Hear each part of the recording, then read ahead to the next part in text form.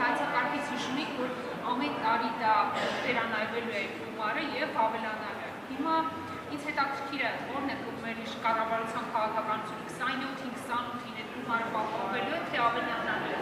Ինչպես նաեւ հետաքրքիր է այդ սուբսիդավորման մեխանիզմը, որ հիմա առաջարկում է կառավարությունը 26 թվականին համար, 27-ին 28-ին եւ հետագա տարիներին պահպանվելու է, թե չէ։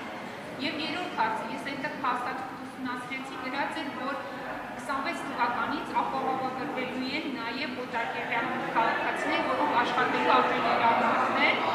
ինչպես նաև անհատ ձեռնարկատերերը, նոտարները, մարդիկ, ովքեր շահաբաժիններ են ստանում, ռոյալթիներ եւ այլն։ Ու իրենք 10,800 ինքնուրույն են վճարել։ Պետությունը նրանց համար չի սուբսիդավորել։ Ճիշտ եմ հասկացել, թե չէ։ Տեսեք, նախ օրենքի նախագծում ավելացվել է մի դրույթ, որով սահմանվում է, որ ամեն տարի, սկսած 2027 թվականից,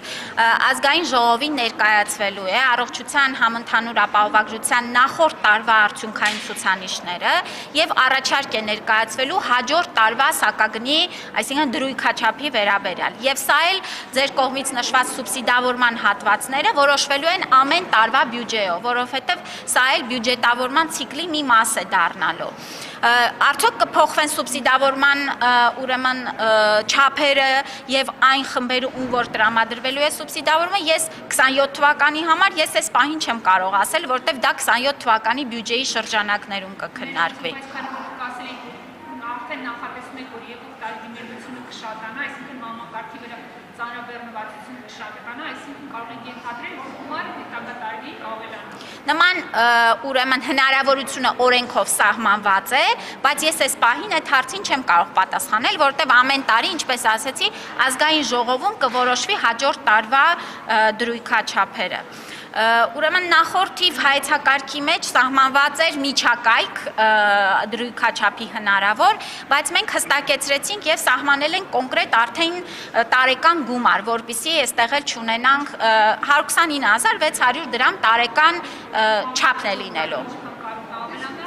Նշեցի, դա կորոշվի ամեն հաջորդ տարվա համար, այս պահին չունեմ այդպիսի տեղեկատվություն, ինչքան կբարձրանա։ Երրորդ հարցի հետ կապված 26 թվականից էլ են ներառվելու ուրեմն անհատ ձեռնարկատերերը եւ նոտարները, նրանց համար հաշվարկման մեխանիզմը մի փոքր այլ է լինելու, նույնական ինչ որ դրոշմանիշների պարագայում է, իսկ օտարերկրյա քաղաքացիները, ովքեր ապրում են Հայաստանում եւ ուրեմն աշխատում են Հայաստանի ռեզիդենտ հանդիսացող իրավաբանական անձանց մոտ, այո, եւս պիտի հանդիսանան ապահովագրավճար վճարող, որտեղ նրանք էլ հնարավոր է օգտվեն մեր երկրում առողջապահական ծառայություններից։ Այսինքն այդ կատեգորիայի մարդիկ անհատ ձեռնարկատերի վար ինքնուրույն են վճարելու, պետությունը չի սուբսիդավորելու։ Չէ, չի սուբսիդավորելու։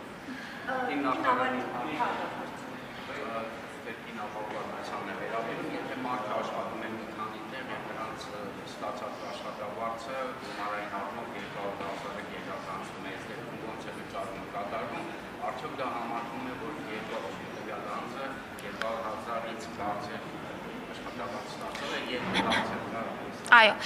տեսեք, մենք նախնական նախագծում ունեինք նման հնարավորություն, մտածում էինք ունենալ նման հնարավորություն, որ մի քանի տեղ աշխատելու պարագայում հանրագումարային աշխատավարձը դիտարկենք որպես շեմ, բայց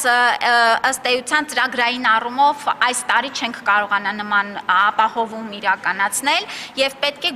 գոնե մեկ գործատուի մոտ մարդու աշխատավարձը 200,000 դրամից ավել լինի, որպեսզի նա 26 թվականին ընդգրկվի ապահովագրության մեջ, բայց 27 թվականից արդեն ըստ էության բոլոր աշխատավարձ ստացողները կներառվեն։ Սա միայն 26 թվականի համար է։ Եվ մի հարց է, երկու հարց է, Խնդրեմ։ Արդյոք չափահասի ստացած ապահովագրությունը տարածվում է նաև իր անչափահաս երեխաների կամ մեծահասակ ծնողների վրա, որի տարիքը չի երազանցում 63, այսինքն չի մտնում այդ խմբերի։ Ոչ, չի տարածվում, ամեն անձ վճարում է ապահովագրավճար իր համար եւ ձեռք է բերում փաթեթ իր համար։ Մինչեւ 18 տարեկան երեխաներին եւ 65+ տարիքի անձանց ապահովագրավճարը վճարում է պետությունը եւ փաթեթը ակտիվանում է տվյալ անձի համար։ Եվ երրորդ հարցին հունվարի 1-ից առողջապահական գործակալության փոխարեն աշխատելու ապահովագրական հիմնադրամը գործակալությունը արդեն լուծարել է գործակալություն եւ աշխատակիցների եւ խնդիրը ինչ է լինելու Ոչ, իհարկե չի լուծարել եւ կլինի,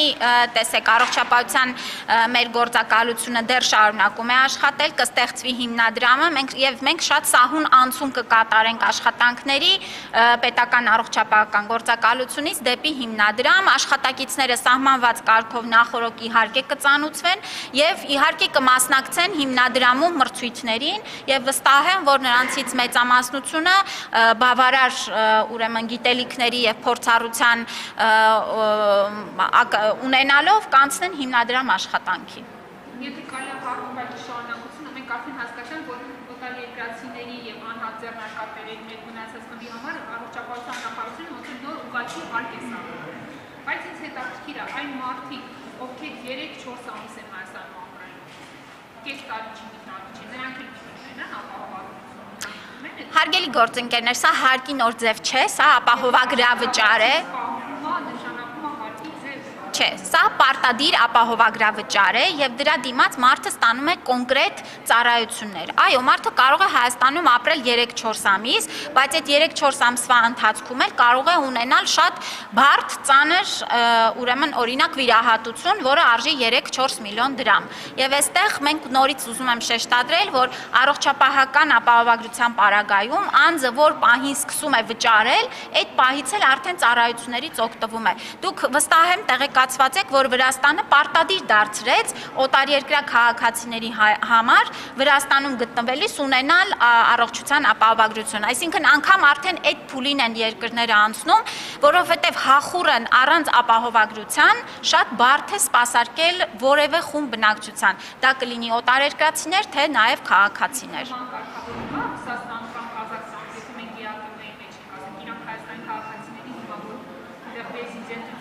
Տալիս էին ապահովագրության մինիմալ փաթեթ, հիմա իրանք էլ մեր քաղաքացիներին ուզեղ ասել, որ պարտադիր եկեք վճարեք դրա համար։ Իրենք էլ միայն վճարման պարագայում էին ստանում այդ իրենց երկրի համապատասխան եւ եթե տվյալ երկիրը սուբսիդավորում էր,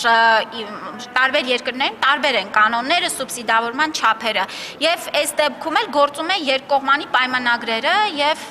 կտեսնենք ամեն երկրի հետ ինչ պայմանագրային հարաբերություններ ունենք։ Վերադառնալով եկեղեցու օրակարգին, վարչապետը հայտարարում է, որ մեզ պետք չի կաթողիկոս, որը ենթարկվի կամ զեկուցի օտարերկրյա լեյտենանտների։ Իսկ հարցնել սա արդյոք տեղեկություն է, որի իշխանությունը իրավենում է, որ օրինակ ՄԵԱՓ-ը օտարերկրյա կառույցների զեկույցներ է ներկայացնում։ Վարչապետը իր խոսքում շատ